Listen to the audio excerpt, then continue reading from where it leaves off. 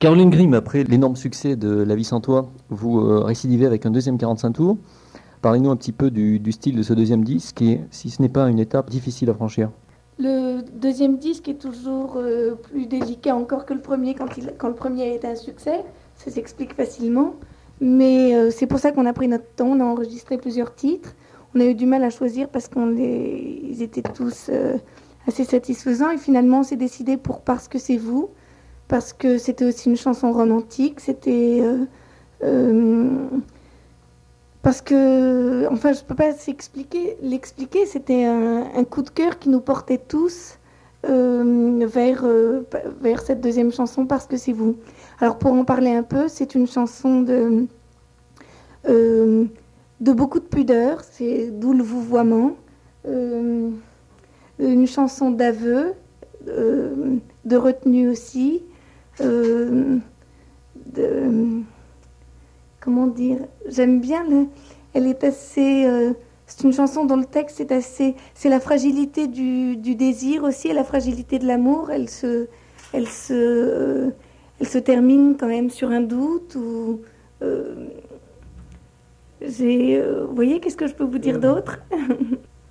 C'est une chanson, du moins par le texte, qui correspond bien à votre personnalité.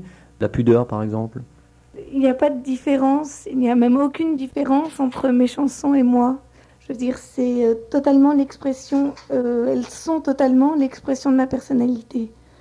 Et bon, je veux dire, je ne peux pas parler d'autobiographie parce que ce serait ridicule, mais disons que je m'adresse à mes souvenirs dans mes chansons et qu'elles sont... Je peux parler en tous les cas de sincérité. Il y a une totale sincérité dans mes chansons. C'est pour ça qu'il n'y a pas de distinction, je fais aucune distinction entre mes chansons et moi. Vous avez travaillé, je crois, avec deux filles pour la musique et les paroles. C'est un travail exclusivement féminin. C'est mieux de travailler avec des filles qu'avec des garçons. Je trouve que dans mon cas, c'est une...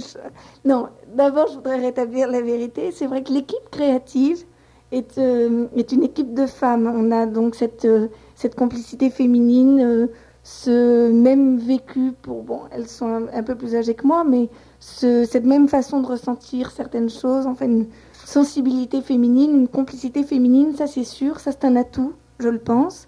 Et en plus dans ce métier, où souvent ce sont des hommes qui écrivent et qui composent. Maintenant, sinon, mon producteur est Pierre-Alain Simon, donc il a un nom bien masculin. Mon génial attaché de presse et directeur de label, c'est Jacques Marbehan. C'est un homme aussi, comme son nom l'indique. Parlez-moi maintenant de votre entrée dans le métier. Comment s'est fait la vie sans toi? Comment s'est fait le choix de ce titre et comment vous êtes arrivé à la chanson? Car je crois que vous êtes très jeune. C'est pas évident, justement, en étant très jeune, de pouvoir comme ça décrocher un tube, surtout avec le premier disque. Oui, enfin, alors ça, alors là, qu'est-ce que je peux dire? Je veux dire, Elsa a 13 ans, elle a fait un tube aussi. Et ses 13 ans n'ont pas empêché de faire un tube. Non, je crois pas que c'est la chanson. Je veux dire, la chanson est un succès. Moi, j'ai travaillé pour qu'elle y soit. Maintenant, je travaille je crois qu'il y a deux étapes dans la vie d'un artiste. Enfin, dans la carrière d'un artiste, il y a une première étape qui est la séduction et une deuxième étape où il doit convaincre. Alors, je veux dire, peut-être maintenant j'ai séduit. Ensuite, maintenant, il me reste à convaincre. C'est là où j'ai du pain sur la planche, comme on dit. Qu'est-ce que vous avez découvert en entrant dans ce métier? Est-ce qu'il y a des points que vous imaginiez différents? Ce métier m'a fait découvrir beaucoup de choses sur moi-même. D'abord, mon goût pour la liberté. Oui, c'est un métier où on est libre parce qu'on est libre, parce qu'on est seul, parce que c'est un emploi du temps assez libre. Enfin bon, c'est un métier de liberté. Sinon, ça m'a appris, je sais pas, je porte en moi de toute façon le sentiment de la fragilité du succès, donc, mais c'est un sentiment qui, loin de me paralyser, m'excite plutôt parce que j'aime bien être comme ça toujours dans une sorte d'équilibre un peu fragile, quoi. Un peu sur le point de rupture. Vous parlez de liberté, c'est pas évident. Lorsqu'on démarre de la chanson, il me semble, les artistes ne sont pas vraiment libres dans la mesure où ils ont un producteur, un attaché de presse qui leur dit un petit peu ce qu'ils doivent faire, la route qu'ils doivent suivre. Ça a été le cas pour vous? Est-ce que vous êtes une artiste totalement libre à ce niveau-là?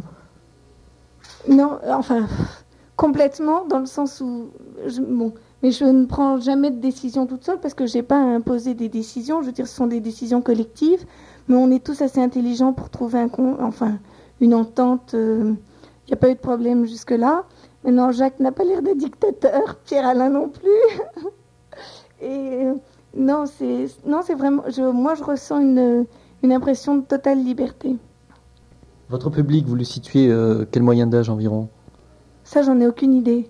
Je veux dire, je ne peux pas connaître mon public quand je n'ai pas encore fait de scène. Et je veux dire, il faut attendre un peu que je...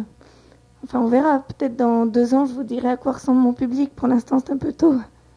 Justement, d'ici 2 ans, quel projet avez-vous après ce deuxième 45 tours? Parce que c'est vous, il y a peut-être un album qui va suivre. Au niveau de la scène, est-ce que vous avez là aussi d'éventuels projets? Parlez-nous un petit peu de votre avenir, de la façon dont vous le concevez. Je le conçois sur la... Je le conçois en travaillant sur la durée, c'est-à-dire que j'ai un album en gestation.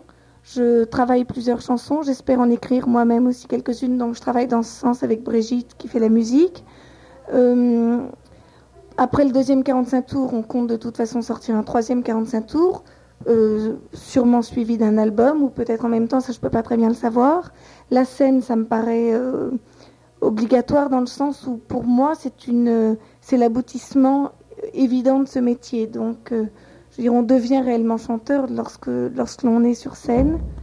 Mais bon, maintenant, quand j'en serai capable, ça je peux pas vous le dire. Je vous remercie. C'était Caroline Grimm.